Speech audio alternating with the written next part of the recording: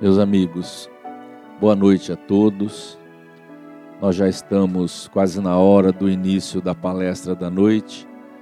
Queremos convidar as pessoas que estão aí na área de convivência, na livraria, no pátio, que possam já adentrar o salão. E nós vamos buscando já o clima da serenidade, da paz, para aproveitarmos a nossa noite de estudos. Eu vou convidar primeiramente a Betinha para declamar um poema.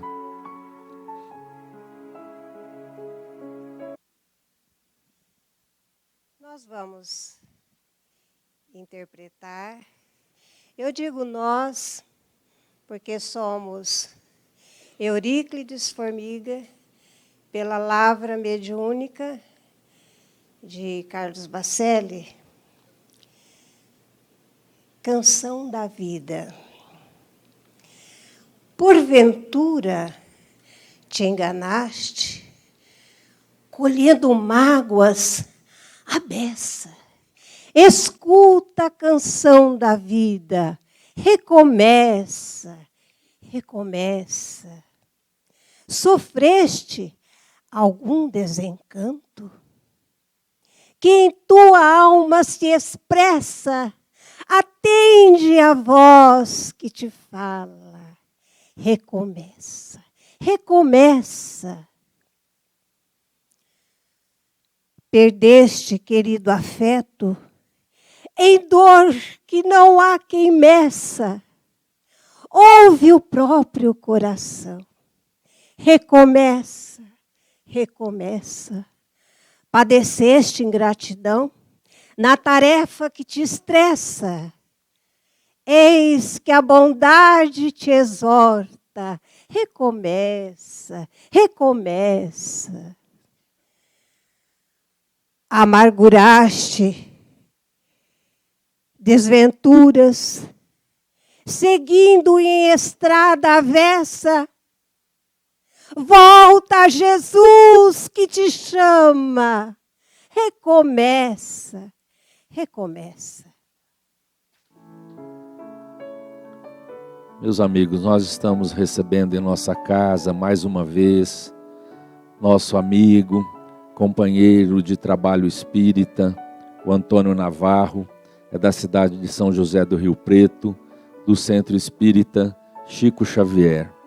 O Navarro tem feito um trabalho grandioso na divulgação da doutrina, viajando por toda a nossa região, atendendo os convites das casas espíritas.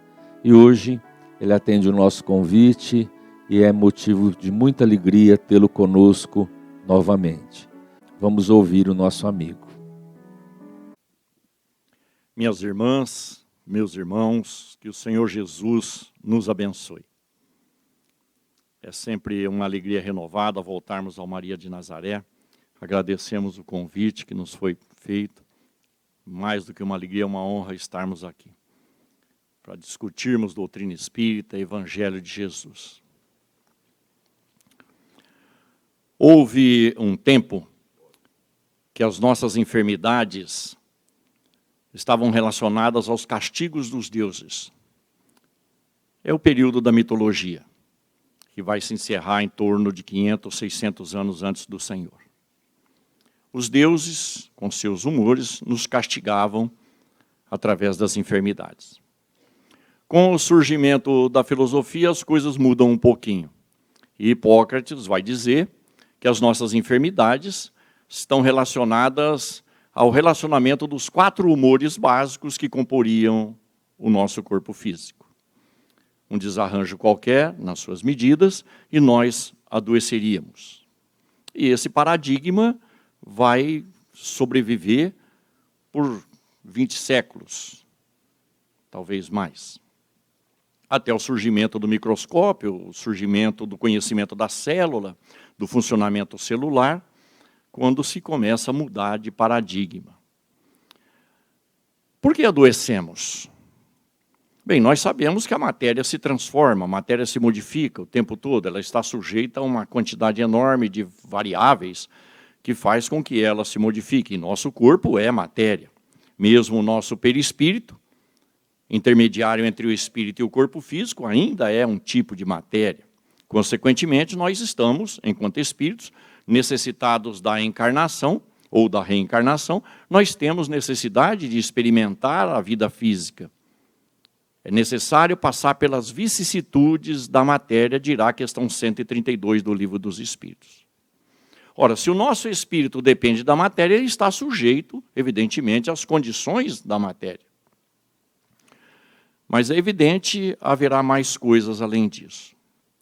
Houve um tempo também que ter saúde significava não ter doenças. O paradigma de hoje já não é mais esse.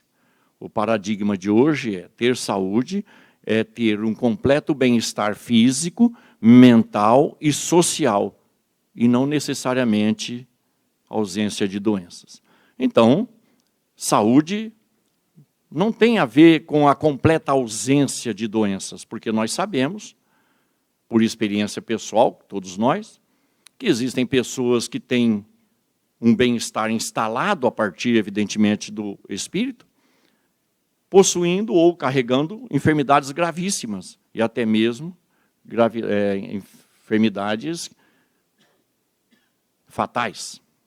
E outras pessoas que biologicamente estão bem, mas intimamente não estão. Psicologicamente não estão. Então, o paradigma hoje da OMS é um completo bem-estar físico, mental e social. Ora, nós sabemos, desde a terceira parte do Livro dos Espíritos, Lei de Sociedade, que nós somos dados à vida social. E a vida social nos remete a mexermos com os nossos valores, os nossos pensamentos, os nossos entendimentos, e isso, às vezes, nos estressa, às vezes, nos modifica por dentro, que acabará impactando no corpo físico. Quando nós conversamos, quando nós estudamos a doutrina espírita, em específico a escala espírita, nós vamos ver que só há um tipo de espírito que não se sujeita à matéria. O espírito puro. O item 112 do Livro dos Espíritos, está no bojo da escala espírita, diz claramente: o espírito puro, aquele que está na primeira ordem, classe única, espírito puro, ele não se sujeita em nada à matéria. Ele tem total ascendência sobre a matéria. Fácil deduzirmos que o Senhor Jesus, ao encarnar aqui na Terra, nunca adoeceu.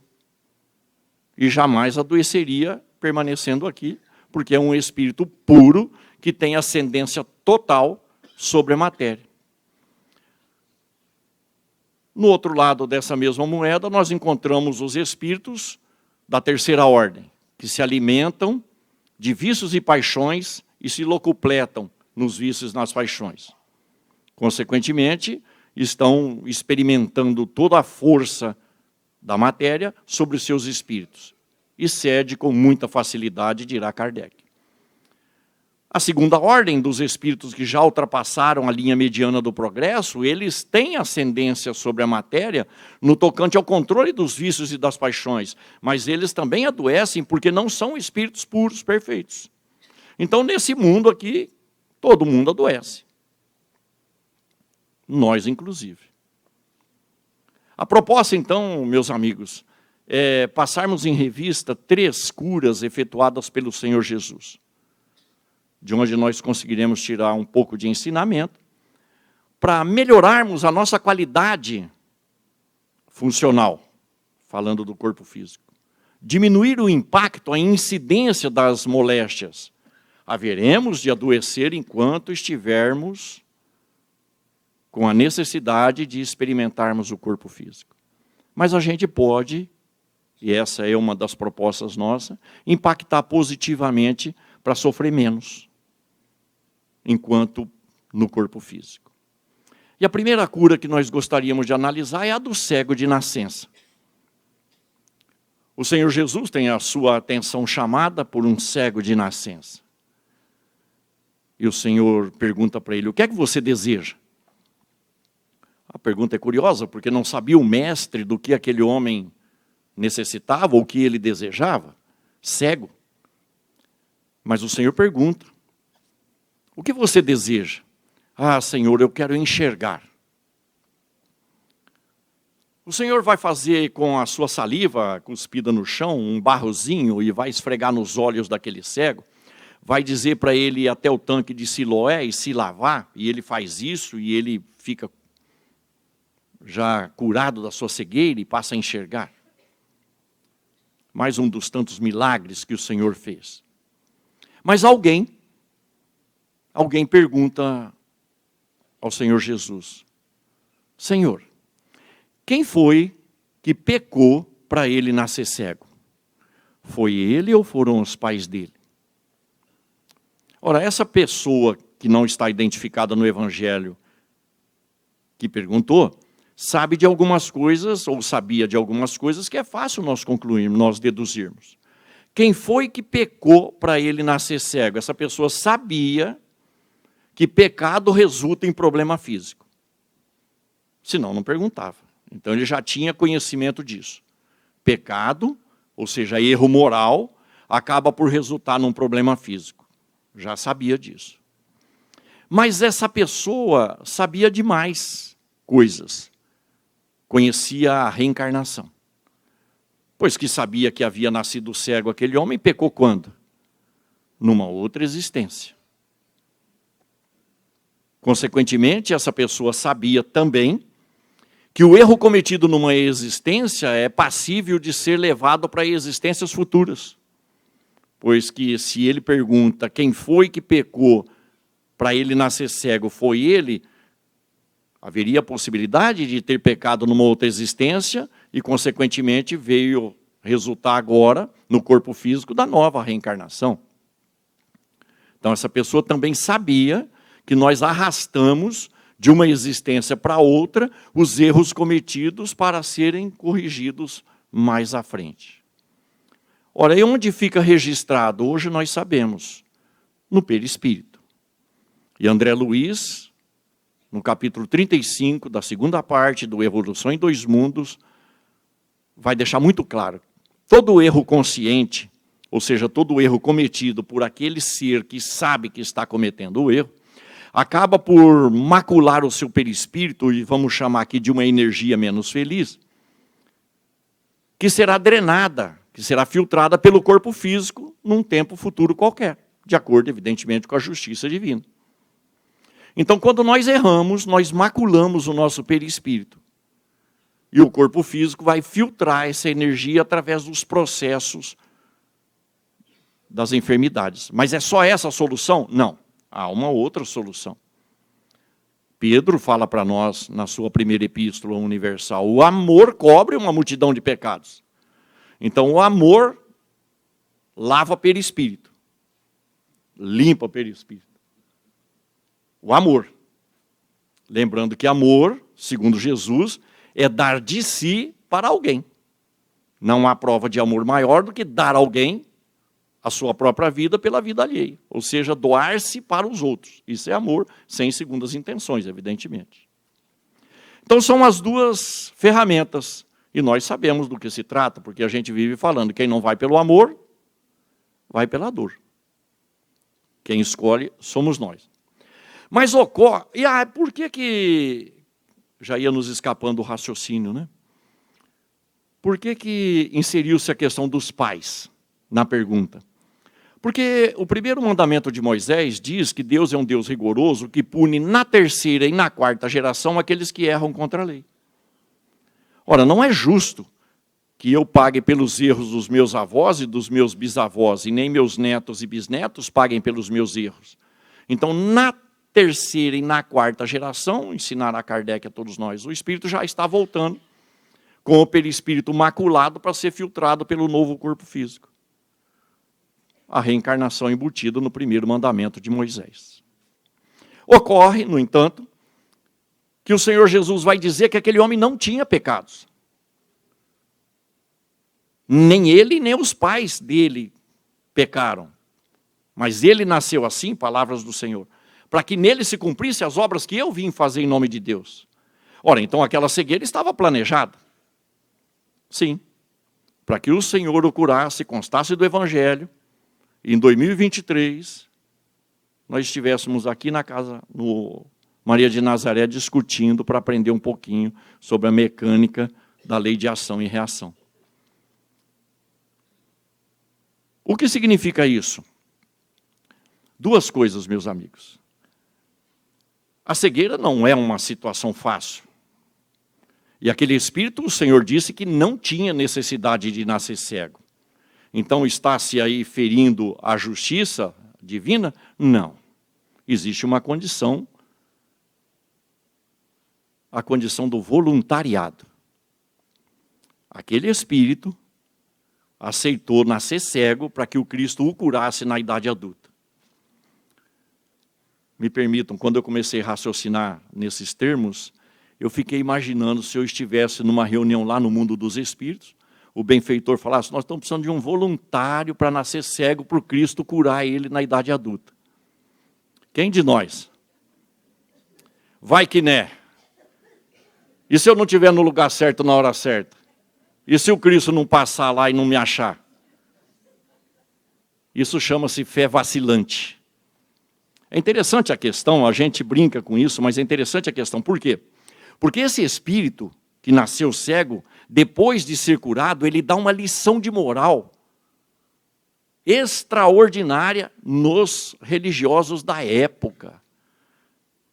Uma lição de moral magnífica. Então vale a pena visitar as páginas do Evangelho, pegar a passagem toda e ver o quanto aquele espírito era superior. Ele veio em missão, nasceu cego, para que o Cristo o curasse. O que significa isso, então, a segunda linha de raciocínio? Existirá enfermidades que são passíveis de serem planejadas pelo Espírito, para que ele possa se corrigir de determinadas inclinações, de determinados valores. E se me permite, eu me incluo nisso. Pensando a respeito, meditando, eu cheguei à conclusão que lá no meu planejamento reencarnatório tem uma linhazinha condicional. Se você reencarnar e continuar vivendo nos mesmos moldes da outra vida, nós vamos estabelecer para você um personal training particular. Chegou a meia vida, quase 15 anos atrás, e o Navarro estava do mesmo jeito. Diz a mamãe que o Navarro já nasceu com 5 quilos. Você imagina a fome, né? Parto normal. Ninguém merece, né? Vocês acham que eu tenho coragem de pedir para ela ser minha mãe de novo na outra vida? De forma alguma, né? Então, a vida toda eu fui esfomeado, esganado mesmo. Comia de tudo e muito. Chegou a meia-idade, 103,5 quilos, vida sedentária, trajeto mais comum, mesa, sofá, cama, não necessariamente nessa ordem. E aí um dia bateu na porta da vida e eu fui atender. Era o meu personal trainer. Eu falei, como você se chama? Ele falou, diabetes mellitus. Walter George Grodeck, estudioso da psicossomática, diz que toda doença tem uma linguagem. E eu procurei conversar com a minha doença, conversando com o personal trainer. E eu perguntei para ele, o que é que você deseja de mim? Basicamente 4 coisas. Falei, então pode falar. Primeiro, fecha a boca. De hoje em diante você não vai comer quase nada e o que você puder comer vai ser pouco. Falei, olha que benção. Segundo, se acostume com a disciplina de médico, exames e remédios. Não abra mão disso. O que mais? Levante-se do sofá, vai caminhar. Corpo físico precisa de movimento, precisa de atitude, de ação. Caminhar e muito. É tanta caminhada que já deixei quase 15 quilos pelo caminho. Descobri que o melhor regime é fechar a boca e queimar energia. E ele deixou por último o mais fácil. De hoje em diante, você não se estressa com mais nada nem com ninguém. Não vai perder a paciência com nada e nem com ninguém. Não vai se irritar com nada e nem com ninguém. Falei, é comigo mesmo. Meus amigos, nós sabemos do impacto das emoções em desalinho, das irritações, das tensões emocionais, das tensões psicológicas no corpo físico. Quem já deu uma lidazinha em Pensamento e Vida, no capítulo 15 ou no 28, vai se lembrar. Muito antes da inteligência emocional aparecer aqui na Terra, Emmanuel já estava nos ensinando que todo estresse, toda irritação, todo nervosismo, toda agitação íntima, toda impaciência, toda intolerância, tudo isso é como uma martelada violenta num mecanismo altamente sensível, dirá Emmanuel. Então nós castigamos o nosso corpo físico. E a inteligência emocional, através da ciência, tem comprovado isso com muita facilidade.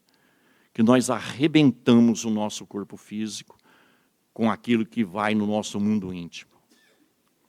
Bem, o grande professor Rodrigues Ferreira nos ensina dizendo que não são as pessoas que nos irritam.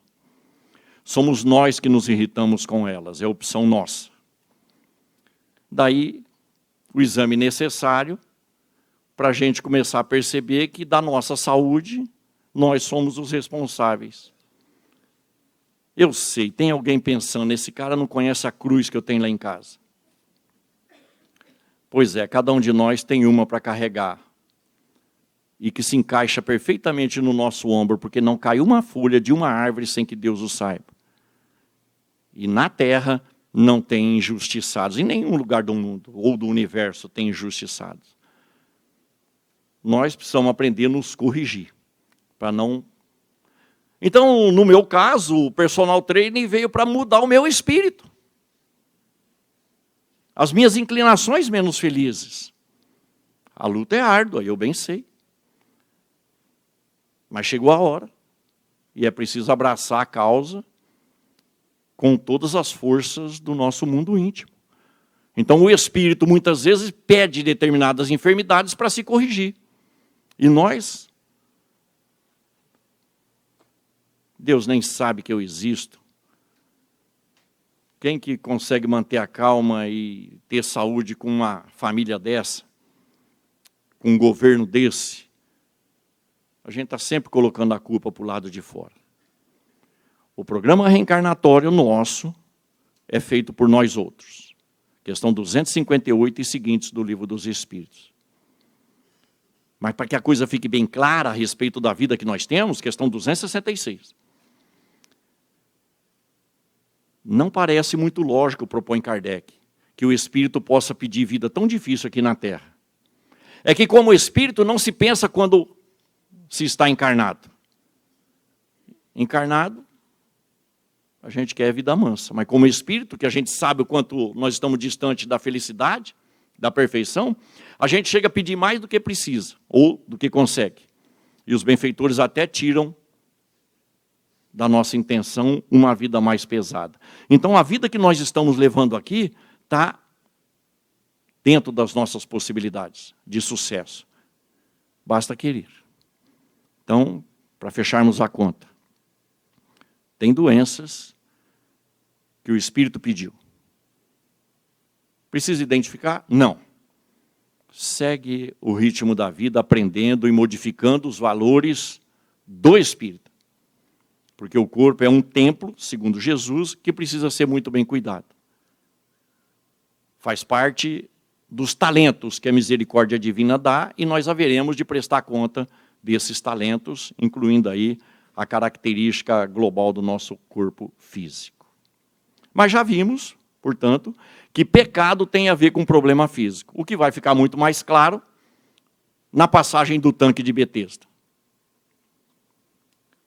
É um sábado, a cura do cego também foi num sábado, que era outro problema que o Senhor não cansava de produzir para ele mesmo, né? Ele chega no tanque de Betesda, um tanque próximo ao templo em Jerusalém. E qual é a ideia? O evangelista explica que aquele tanque, aquela piscina, vamos chamar de piscina, tempos modernos, né? aquela piscina tinha uma água sempre muito tranquila.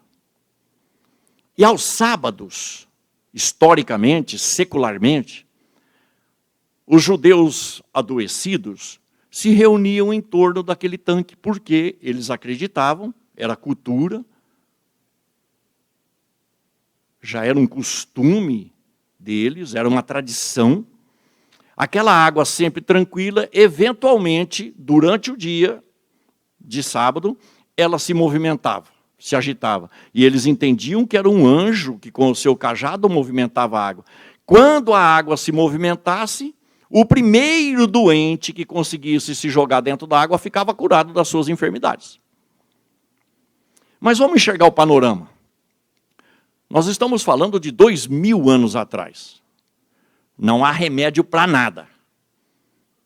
Não há farmácia, não há médicos, não há hospitais, morre-se de qualquer coisa. A expectativa de vida na época, 35 anos. Hoje estamos beirando os 80 anos aqui no Brasil. Morria-se de qualquer coisa. E aí surge uma água que te cura se você for o primeiro a pular dentro dela. Tinha gente em torno desse tanque? A Judéia inteira, todo sábado estava lá, marcando presença. E funciona? Sim, funciona. Funcionava.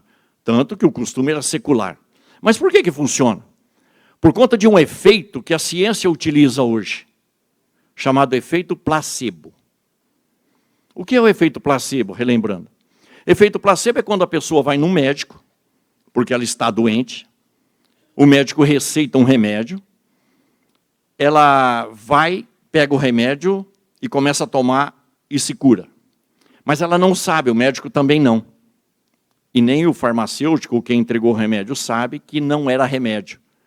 Era uma substância inócua, inerte, ineficaz.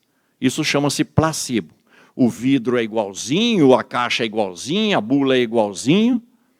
A pessoa acha que está tomando um remédio, mas não está e sara. Esse é um efeito placebo. Não existe remédio que chega na prateleira para ser vendido, se ele não provar, através de testes, que ele cura mais que o placebo. Então, quem é que se cura? O Espírito. E lembremos-nos de Jesus, aquela mulher com 12 anos de hemorragia. Mulher, a tua fé te curou. Mas se o efeito placebo já deixa a gente assim, meio que estarrecido, o efeito nocebo, então, é devastador. O que é o efeito nocebo? Quando nós compramos um remédio que a gente não está habituado a tomar, via de regra, a gente abre a caixa, pega a bula e vai dar uma lida na bula. Mas, de preferência, a gente vai direto nas reações adversas. Pelo menos eu sou assim. Vamos ver o que é que pode acontecer se eu tomar esse medicamento. Reações adversas. O que é o efeito nocebo? É quando uma pessoa toma placebo, ou seja, não é o remédio, e ela gera os efeitos colaterais que a bula do remédio de verdade fala que pode gerar. Não é incrível? Quem é que está gerando o efeito? O espírito, porque ele é altamente sugestionável. Ou gosta da coisa, né? Vamos discutir isso aí também um pouquinho.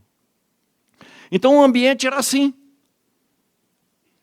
O Senhor Jesus chega nesse ambiente e encontra um paralítico, 38 anos paralítico. Vamos enfatizar. Não é 38 dias, nem 38 meses, é 38 anos paralítico. O Senhor se aproxima e pergunta para aquele homem que está amarrotado fisicamente em cima de uma maca. Ele é carregado para cima e para baixo. O que é que você deseja? De novo, a mesma pergunta que ele fez para o cego. Ora, não sabia o Senhor? É claro que sabia. Mas por que o Senhor pergunta? Para nos ensinar. Por quê? Porque às vezes a gente não quer sarar. Às vezes a gente está doente e não quer sarar. E às vezes a gente não está doente e quer ficar. Todos nós conhecemos. Tem pessoa que você não pode perguntar como é que ela está. Se você perguntar, ela vai contar. Ela vai contar quantas dores ela tem, quantas doenças tem, quantos remédios está tomando, quantos remédios está indo, quantas cirurgias já fez, quantos exames, quanto isso, quanto aquilo. Se Deus quiser agora, eu vou ter que ir em São Paulo, aqui ninguém me cura.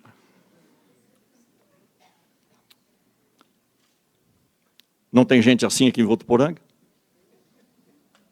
Tem gente assim. Tem gente que se você chegar e falar assim, meu Deus, estou com uma dor de cabeça hoje, ela vai olhar para você e vai falar assim, a dor de cabeça estava eu ontem. Nós disputamos até mesmo as doenças para chamar a atenção. A gente gosta de ser cuidado. A gente quer ser visto, a gente quer ser apupado, a gente quer ser objeto da atenção, dos cuidados das pessoas. É muito comum isso entre nós. Então o Senhor queria saber se realmente aquele homem queria ser curado como cego. Quanto ele queria ser curado? Senhor. Ele não sabia com quem estava falando, porque senão ele pedia para o Senhor curá-lo. Ah, Senhor, eu queria que alguém me jogasse na água, nunca dá tempo. Olha a situação. A água se mexe, ele fala, a hora que a água se mexe, não dá tempo para nada. E aí o Senhor diz para ele, levanta, toma a tua cama e anda. E ele faz isso instantaneamente.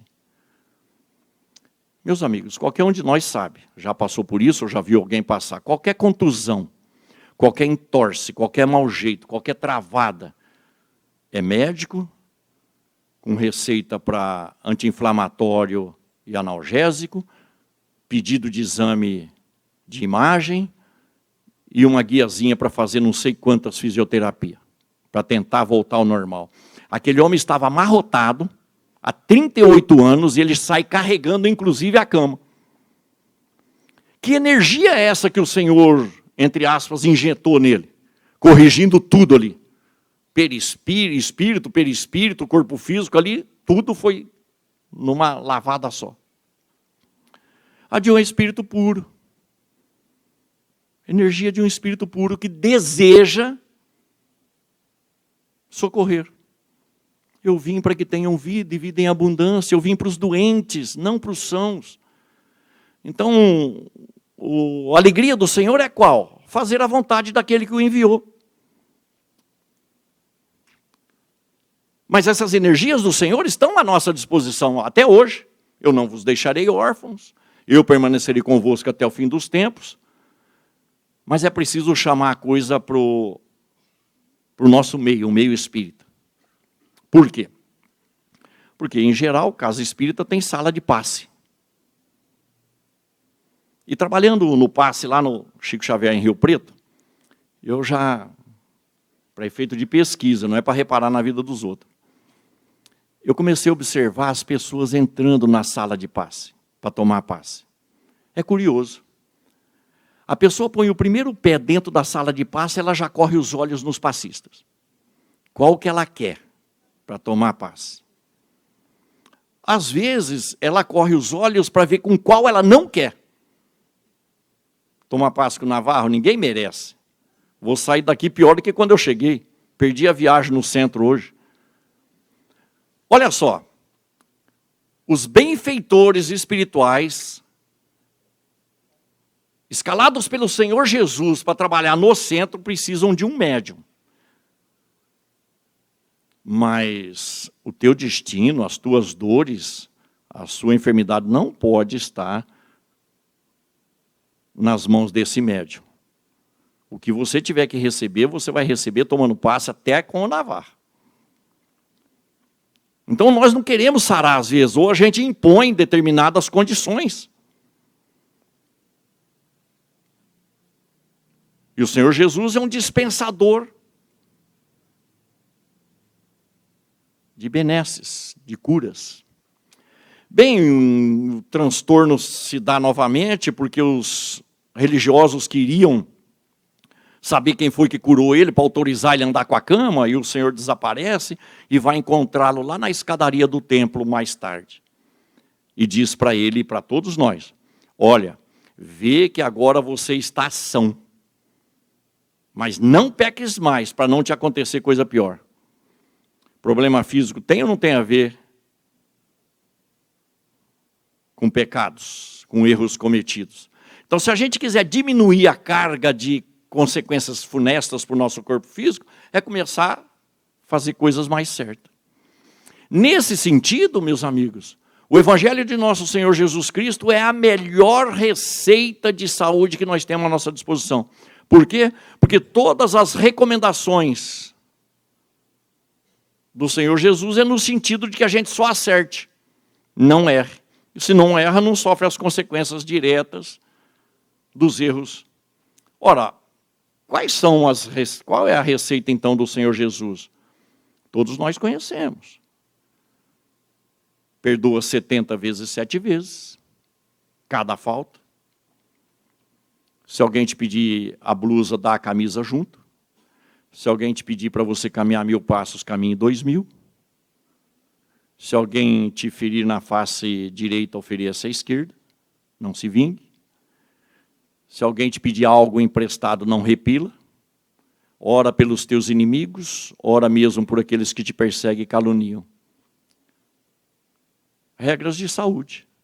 Se seguirmos, menos necessidade de problemas físicos na terra. Então a receita está dada há 2000 anos. É como se realmente estivermos doentes, vamos ao médico, o médico dá a receita, a gente joga fora.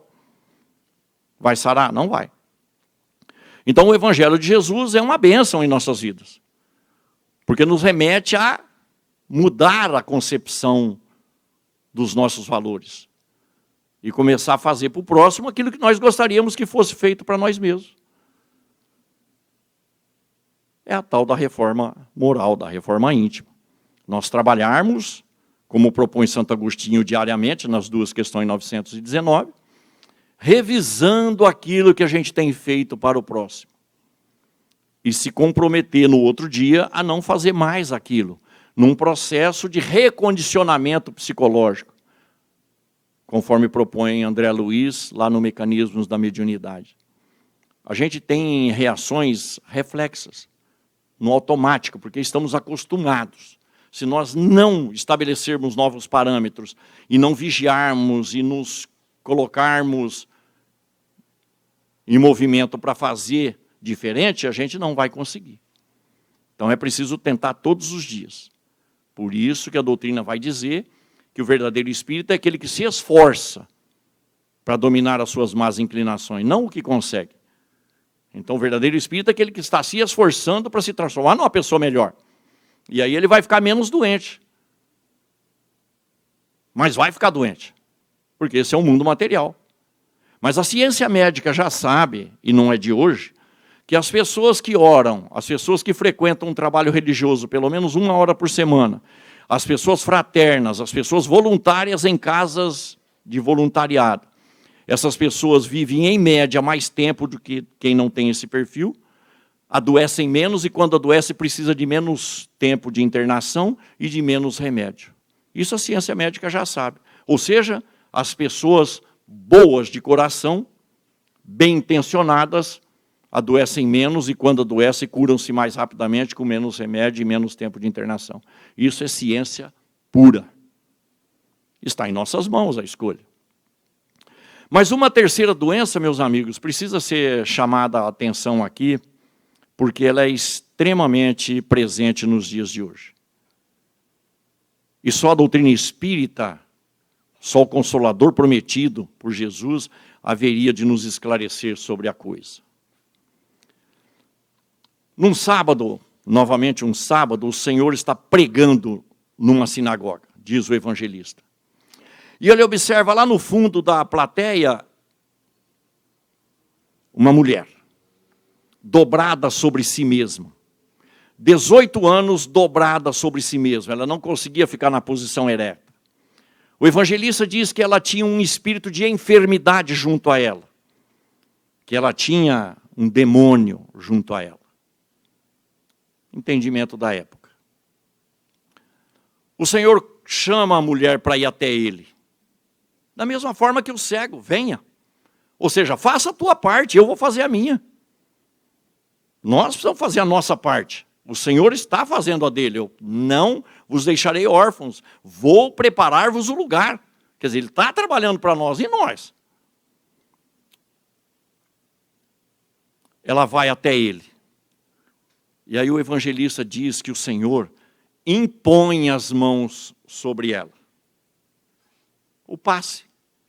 E diz para ela assim, e para todos nós: mulher, os teus pecados estão perdoados. Ora, do que se trata? Aquele era o instante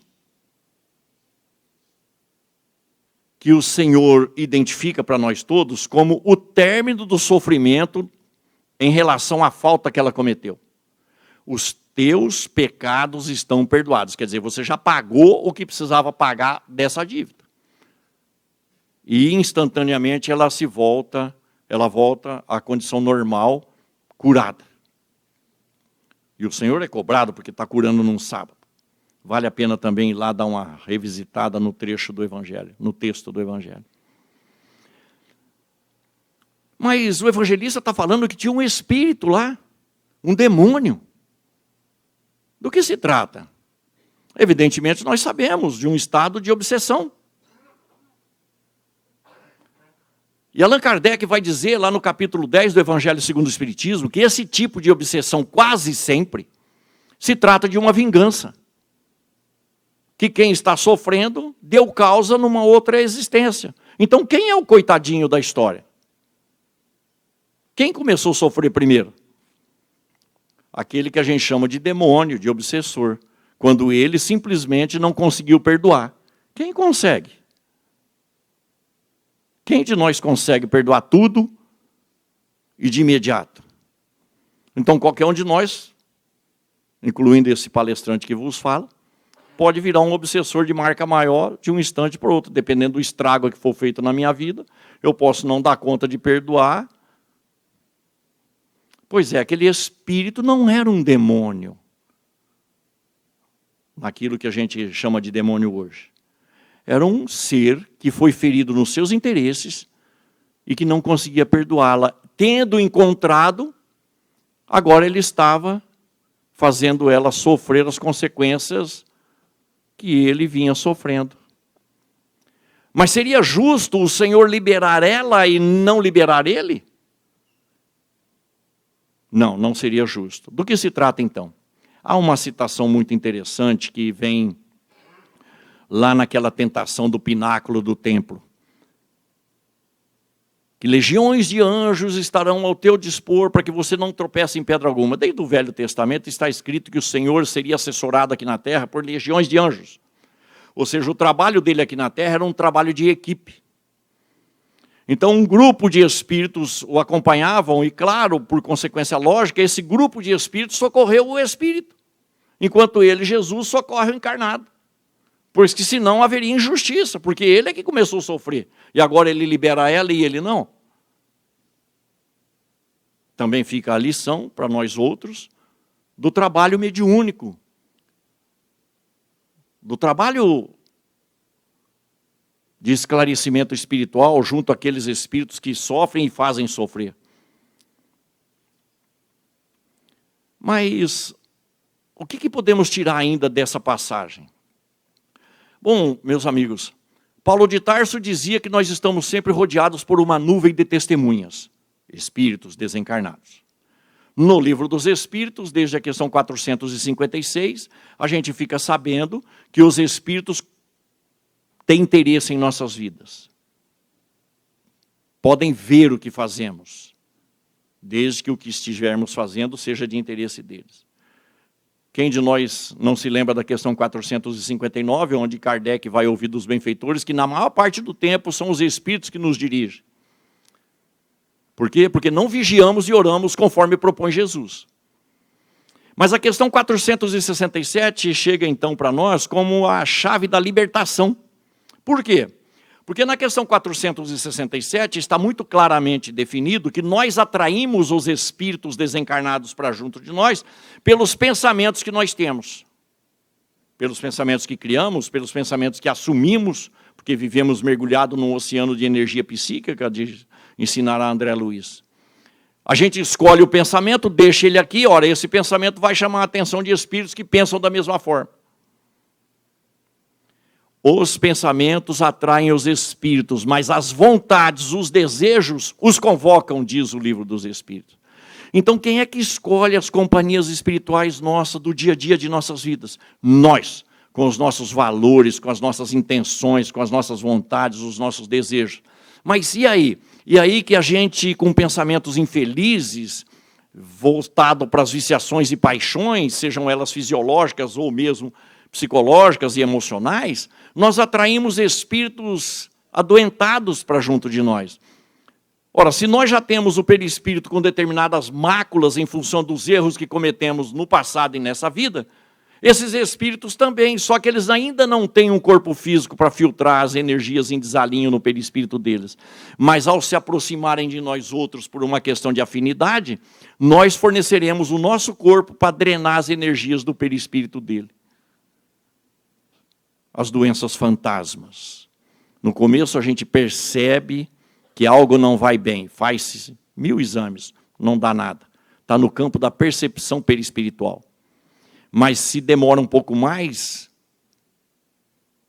entrelaçando-se fluidicamente cada vez mais, já já o corpo físico assume a enfermidade que está no perispírito, do espírito que nós atraímos para junto de nós. A solução? Questão 469 do Livro dos Espíritos. Não perder uma única oportunidade de ser bom, de praticar o bem. Lembrando da questão 642. Que nós somos responsáveis pelo mal que praticamos, mas também somos responsáveis pelo mal que resulta do bem que a gente não pratica, quando tem a possibilidade. Então não podemos mais lavar as mãos, é agir no bem sempre. Primeira solução, apontam os benfeitores na questão 469. E a segunda, confiar em Deus. E o que é confiar em Deus? Simples. Não reclamar de nada nem de ninguém. E tocar o barco da vida do jeito que ela se apresenta, buscando soluções fraternas, soluções consentâneas com a receita de saúde que o Senhor Jesus deu para nós. Essa terceira cura, que é relacionada ao mundo espiritual, só o Consolador haveria de nos explicar. Mais do que nunca, é necessário vigiarmos e orarmos. Vigiar o nosso mundo íntimo, não perder tempo, não deixar pensamentos infelizes, pensamentos negativos, pensamentos pessimistas, síndrome do coitadinho.